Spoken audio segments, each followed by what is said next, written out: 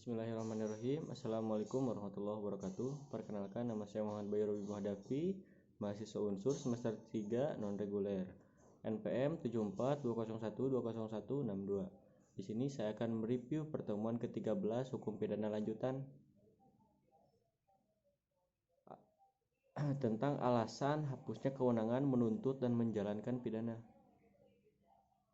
Alasan hapusnya kewenangan menuntut: yang pertama, tidak adanya mengadukan pada delik aduan clash delik ne bis indem pasal 76 KUHP. Bis sama dengan kedua kali, ter sama dengan ketiga kali, idem atau idid artinya adalah tidak boleh kedua kali untuk hal yang sama. Tidak boleh melakukan penuntutan kedua kali, bisa orangnya maupun peristiwanya. Yang ketiga, matinya terdakwa pasal 77 KUHP. 4. Daluarsa atau expired atau lewat waktu pasal 78 KUHP. Yang 5. Penyelesaian di luar beracara pasal 82.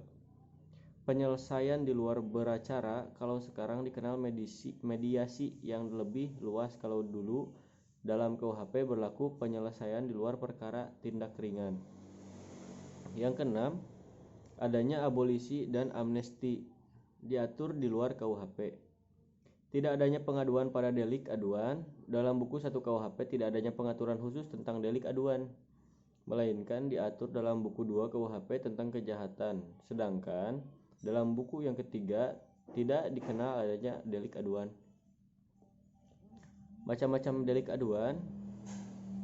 Yang pertama, delik aduan mutlak. Suatu delik atau tindak pidana yang karena sifatnya sendiri dari kejahatan, maka hanya dengan pengaduanlah baru dapat dituntut. Dan yang kedua, delik aduan relatif.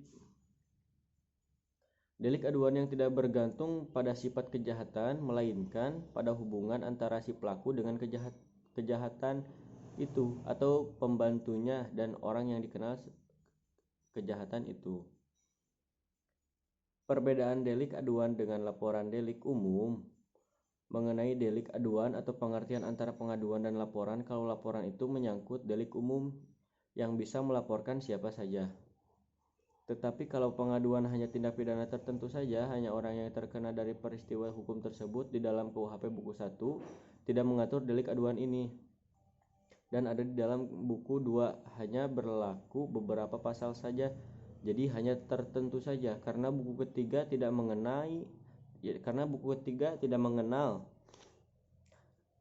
dipahami di dalam pengaduan ini hanya berlaku orang tertentu atau peristiwa orang tertentu delik aduan ini. Yang pertama, delik absolut atau mutlak. Yang diadukan itu peristiwa hukumnya, contohnya perzinahan atau penghinaan. Adapun batas waktu pengaduannya, batas waktu pengaduan untuk perzinahan adalah 6 bulan sejak diketahui, bukan sejak dilakukan. Hanya delik aduan yang hanya boleh dicabut laporan, sebetulnya tidak bisa dicabut prinsipnya. Tapi dalam perkembangan sekarang ada nilai-nilai yang hidup di masyarakat. Kalau itu menyangkut pidana ringan, itu boleh dimediasi, tapi ada syarat-syarat tertentu. Prinsipnya pidana umum tidak bisa dicabut kecuali delik aduan. Kalaupun ada di delik umum, itu ada pengecualian. Jadi pengaduan tadi di dalam delik aduan dapat dicabut sesaat sebelum vonis itu. Contoh lain, penghinaan. Adapun delik aduan relatif yang kedua, yang diadukan adalah orangnya atau pelakunya. Contoh, pencurian dalam keluarga pasal 367.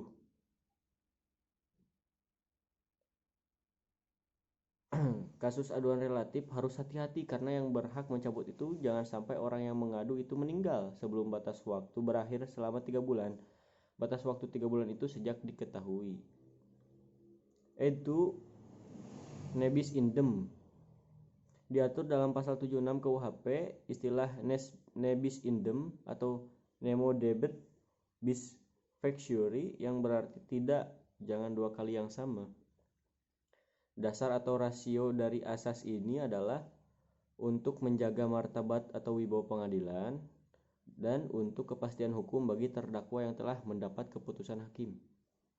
Syarat-syarat nebis indem, ada putusan hakim yang punya kekuatan hukum tetap, dan yang kedua putusan yang dijatuhkan berlaku untuk orang yang sama, dan yang ketiga perbuatan yang dituntut kedua kali adalah sama dengan yang pernah diputus.